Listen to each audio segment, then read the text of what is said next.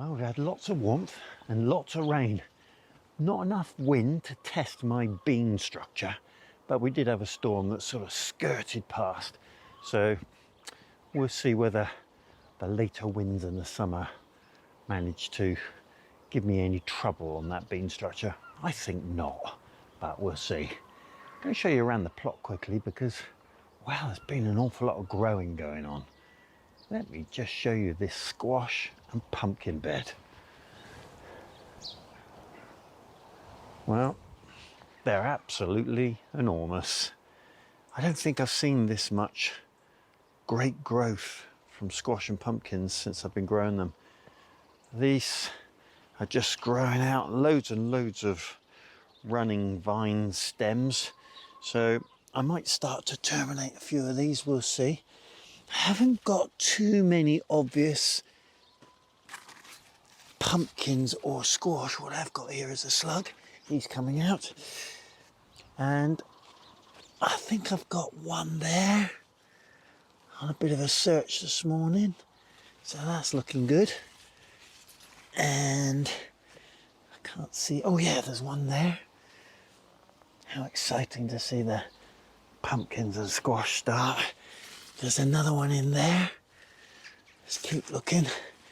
There's a very small one there, early days. There's another one at the base of that flower. So I really think we're going to have a good squash and pumpkin season. Can't see anything in that one yet. Let's swing around to these in here. And there's one there at the back, which is great. Can't see anything in there at the minute. Or there. These are my favourites, so I'm really hopeful. Yes, so we've got, this is the small sugar. And yes, there's another one there. So that's good. What about in here? Yep, again, we've got one at the base of that flower, one at the base of that flower, another one over there, and another one here. That's fantastic. I'm going to go this way because there's no entry through here. The plants have decided to completely block it off. What have we got in here? No, I can't see any plants at the moment. And that plant's working its way right over the bank, which is incredible. What about in here? Nothing that I can see in here yet. Step carefully in here so I don't crush anything. And well, there's lots and lots of buds in there, but no fruit yet. Let me just see if I can get through here. Step very, very carefully. There we go. And what have we got over here? Yeah, same. Lots and lots of these small buds. I guess this one's a bit later and it's going to work its way down. So really good start in there. And this looks like it is a courgette. And it's got one small fruit on it. I can't believe how this courgette has toppled down across all the rocks. And it has been going in the pond. I've been hooking it out. I've got a bit of bindweed in there that's coming out. But it actually makes it look really pretty. I'm sure the frogs and newts are enjoying it. And in here this week I had very young newts, which is fantastic to see. The pond's been a great success in terms of wildlife, and you can see perhaps a tadpole that's formed its legs there, and it's just got to shrink that tail and become a frog. And there's been quite a few frogs skittering around the outside of the pond, which has been marvellous to see. We're having a bit of a courgette fest. We're eating courgettes now, and as you can see, there's quite a few on that plant. Really, really thick stems, which is fantastic. And this one that wasn't in one of the collars. This is in a collar, it's doing equally as well. And you can see that the collared ones are probably just a bit taller than the ones out of collars. And I guess that's because they're propped up a bit. There's a lovely courgette there waiting to be eaten, and a bit of a weed that's coming out. And there's plenty in there, and we're eating courgettes in various ways. That's a nice big one there that's coming out today, I think. One of the methods that we enjoy is using the spiralizer and making, well, sort of courgette spaghetti, we call it. It really sort of shreds it, and it's fantastic fried, especially with a bit of garlic. So courgettes, fantastic success. And damage to the plants when the collars are used, well, they got to the point where the stems are so strong they're not really perturbed by the edges of the collars. So I think it works, and whether it's beneficial overall, I don't know. I've enjoyed testing it, and I think I'll probably do it again. We'll see. Day of things to harvest, and on there is some broad beans. And these broad beans are fantastic. I really do think planting them direct rather than planting them in the polytunnel is probably the best thing to do. Got a rather large weed in here, not sure what it is, but it's coming out. Well, that is an unusual one. There we go. Put that in with the chickens, see if they like it. But yeah, there's a fantastic crop of broad beans in here, and that's great because I really enjoy them. And my leeks, having taken the nets off, seem to have surged forward, and really nice thick stems coming through, and looking forward to eating those as we get closer to the autumn. And I think there's a pretty good crop there, 2 varieties. You can just about see the variety. These are slightly lighter and those slightly darker. I want to say they're a bit thicker as well. Well, this is the bean structure after its small storm this week. Didn't really test it, but I'm starting to see beans on here now forming, and it won't be long before we're cropping these with a vengeance. And I think we'll get a really good crop. It looks like a nice solid bank of foliage at the moment. Lots and lots of flowers on it. And looking down amongst the foliage, you can see the odd, reasonably long beans starting to form. And we'll just leave those until we get enough to do a good picking. Parsnips really come on well. That one that took a bit of damage in the heat, I think he's probably had it.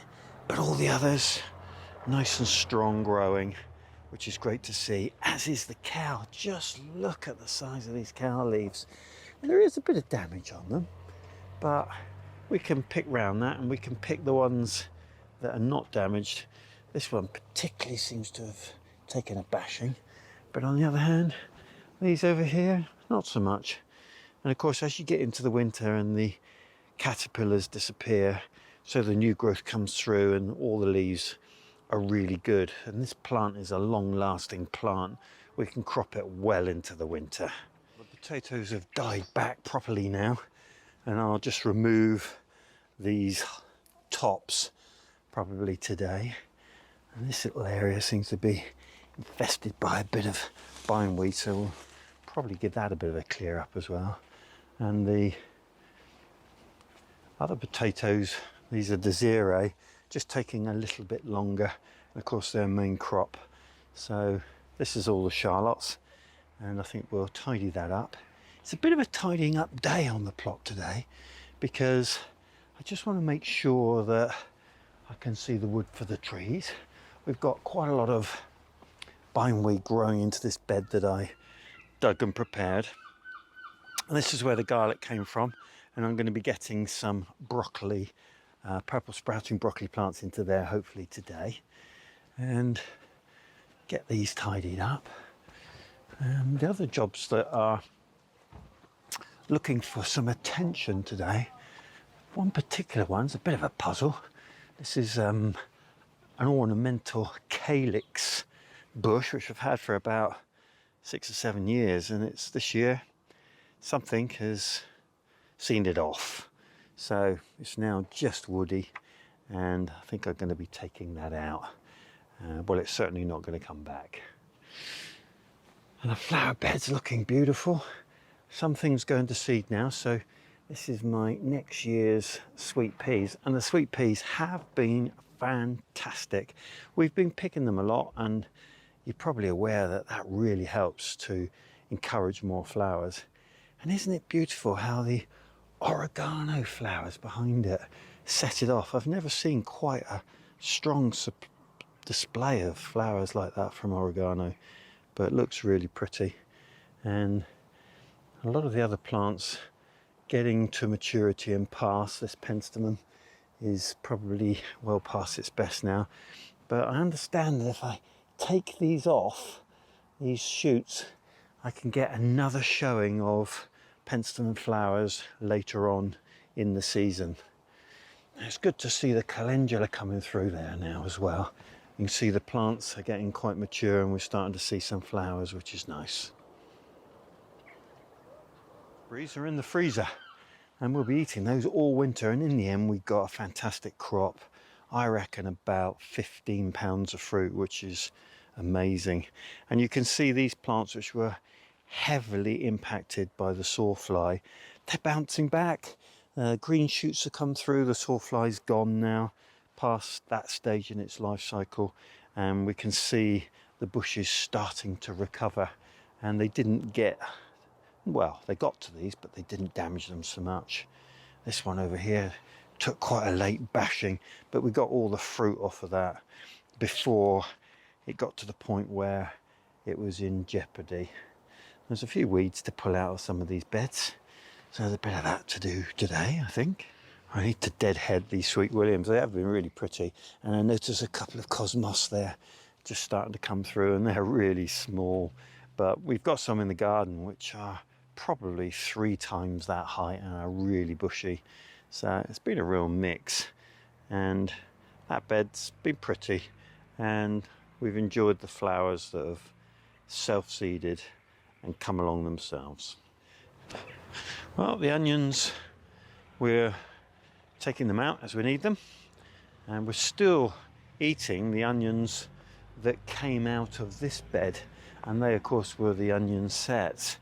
And like the garlic, we think we're going to use those as quickly as possible by peeling them, chopping them up and freezing them.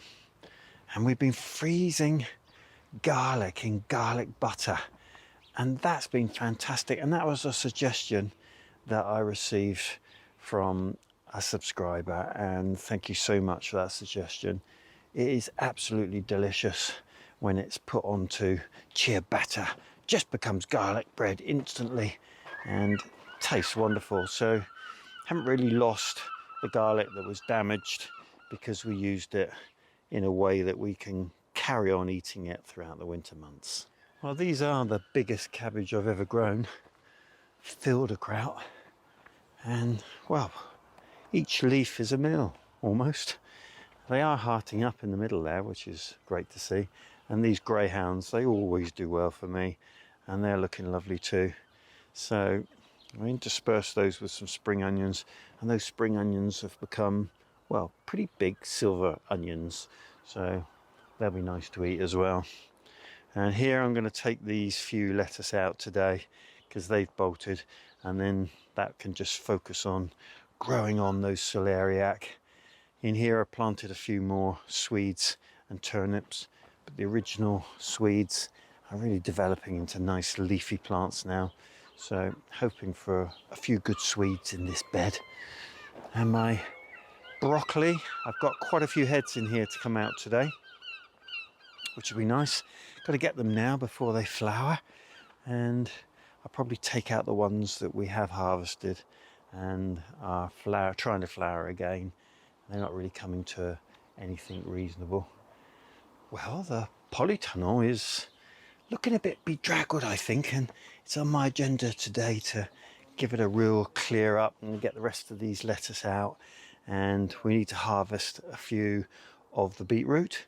My small tomatoes called House are absolutely laden with red tomatoes, and there's lots more here, and the peppers are all doing very nicely. This one is absolutely full of peppers, so things are going well on the top there. I want to try and get this bed to the point where I can think about what I'm going to use it for next. And this tomato Latar, I mean, it looks really bedraggled, but it's been absolutely fantastic. And these tomatoes taste amazing, they keep well, and I will definitely be growing them again next year. And I think probably in this bed. And in my attempts to avoid white rot, I think I'm going to grow garlic in this bed inside, because I think this bed is likely not to have been infested in any way. So garlic in there, take it out, and then put tomatoes in. I think that's my plan that I'm coming to for next year. And we've got some nice peppers forming under there, looking really good. And over this side on the tomatoes, thanks to the guys that have said that I've not got blight, I've got blossom end rot. I got one there that needs to come off. I'll throw him outside. The tomatoes on here are just enormous, and this is Sarah Child's. Wow, what enormous tomatoes they are, clearly beefsteak. And this is Roma, the plum tomato, and they're looking really nice. Look at that bunch there. And here we've got, well, I've got to think about what tomato this is. Nope, can't remember, but much smaller and coming on quite nicely. I think we'll get a few fruits off of there as well. The basil we've been freezing in cubes in oil so that we can use it in the winter. And my carrots, I've got plenty of leaf on them now, and I'm hoping that means plenty of great root underneath. Need to do a bit of weeding today. You can see the sort of stuff that forms in there. So that's on my list. And I'd like to get in here and get this cucumber nicely supported. It's doing quite well. Got some good fruits coming. So there's an awful lot of tidying up today. And of course these fellas to go in. And this is my purple sprouting broccoli, which is absolutely ready now to go out. Well, quick once over with the rake in here. I'm going to remove this wandering bindweed first, because I don't want that running all over the plot.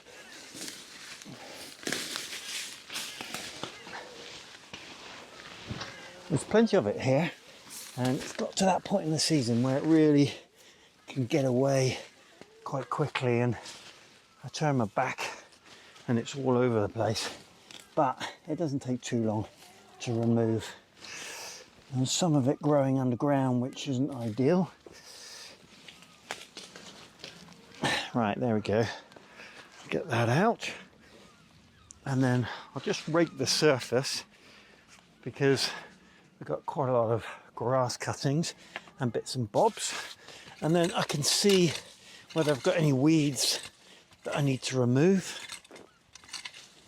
And then it'll be a case of putting in stakes where I want the purple sprouting broccoli to go, and then I can plant it.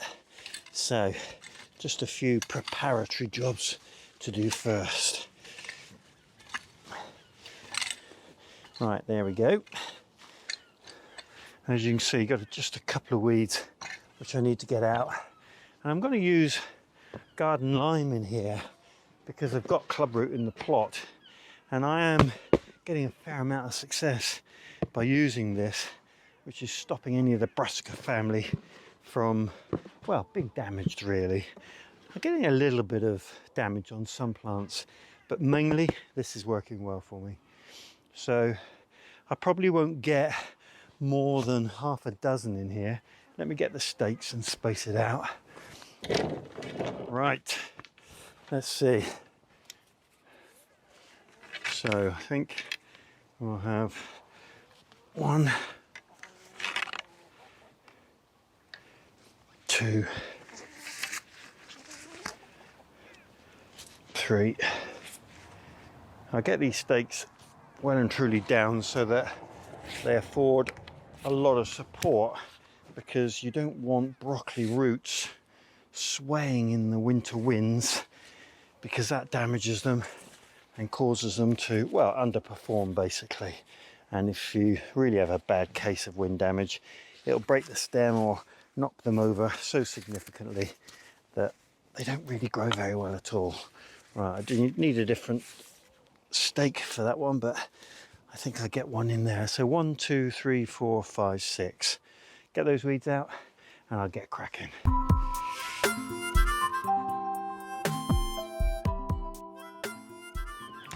Well, that's a nice little pot of potatoes, which will go nice in a salad. And this compost will just get recycled back into my recycling system.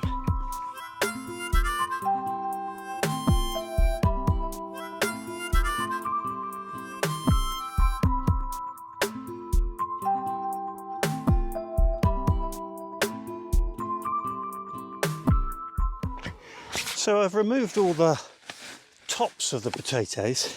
I'm not really sure whether that benefits them or not.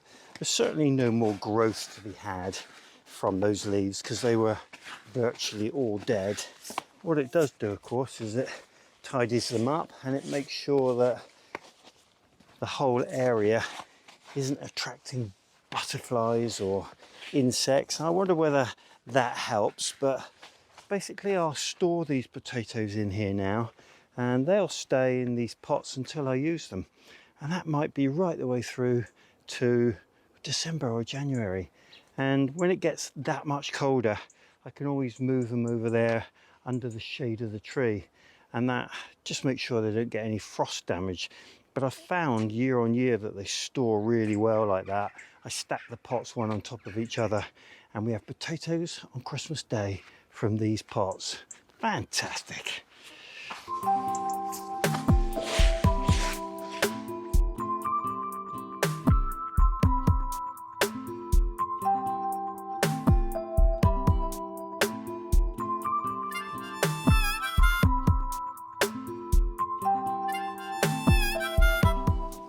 Well, that was a good step forward. We got most of the weed out of this bed and all the lettuce that had gone to seed, and we've harvested a few beetroot which will be spreading around to various people, and that's got that bed nicely organized. And I've managed to get the cucumber plants, there's 2 of them in there, a bit more interwoven, and they're growing up fine. But that's not a bad collection of beetroot for the pot. Right, I think a bit of work on the tomatoes next. So I'm quite pleased how the tomatoes have gone this year, and the plants are nice and tall, quite spacious, and I'm just going to make sure I keep them propped up on these cords. This one now is getting pretty unruly, but he's also sizable enough for me to get him attached, and that'll keep everything under control. So I'm just using a fairly loose cable tie, which without my glasses is, well, it's a challenge. So let's get that in there. It's looking like it's nearly there. There we go. So that'll keep that there. And then in terms of the others, that one's pretty much a single, but what I am going to do is strap him to the other cord as well. And I found these cords to be quite useful going up both sides of the bucket, because the plant never grows straight and it just enables me to have different alternative places to anchor them. So that one's nice and anchored. Let's have a look at these 2. So this one is just growing up prolifically. Keep taking their little shoots out as you do, and I'll anchor him again just very loosely so that he stays in the right place. And we've got quite a lot going on the other side, and I think I'm going to pull that in as well and just keep that anchored. And this method seems to have kept them growing upright without falling over. doesn't seem to have adversely affected the plants. And just the shoots to keep under control then, before I get more and more branches, which I don't really want. So there we are, get that one in, and yeah, they're staying nice and sturdy. So I'll work my way through and get rid of any extraneous shoots and do any further tying up that I think is necessary.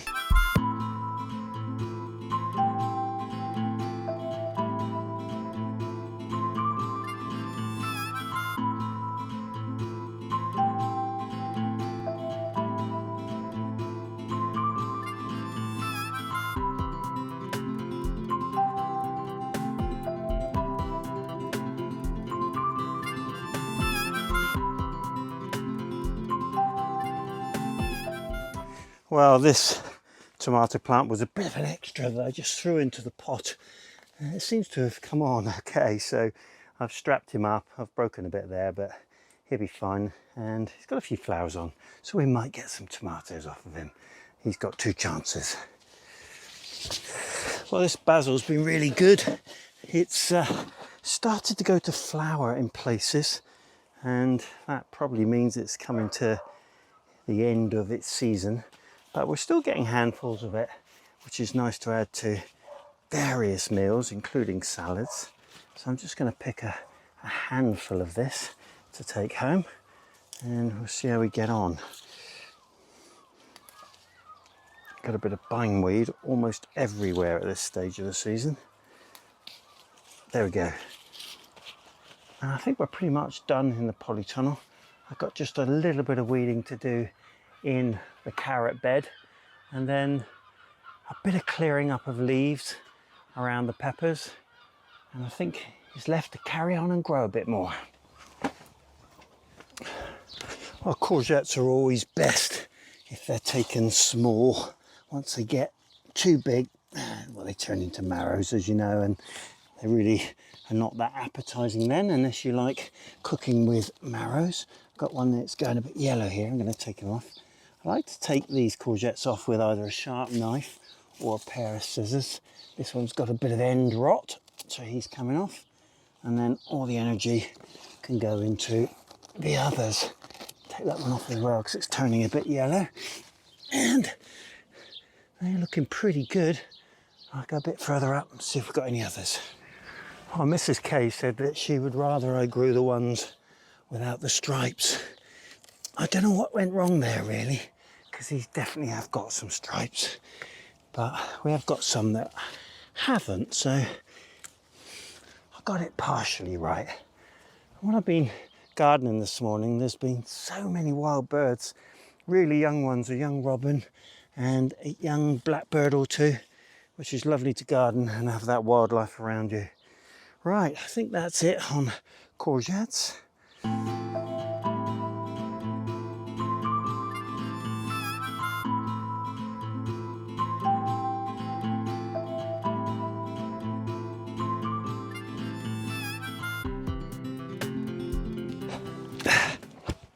Well, we didn't get everything done today, but we got a lot done.